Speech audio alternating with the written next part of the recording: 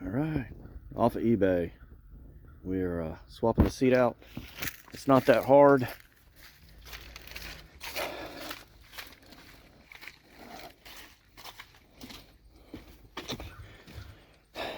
Two 8mm, pull this off. Well, that's the 10. So two little 8mm, pull this off so you can pull the panel off. 10s go here, it slides up, and you just slot everything right back in place where it's supposed to go. Put it all back on, and I'll show you when it's on. Alrighty, these tabs pop right out. They're just loose tabs. Swap them over to the new seat,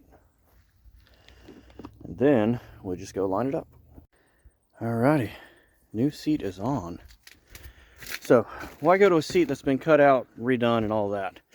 Well, I'm short. I'm 5'6", 5'7" in boots, and so this just gives me a couple more inches to make it easier for me to hit the ground. So I'm trying everything I can to not have to lower this motorcycle any more than it is. I bought it exactly how it sits.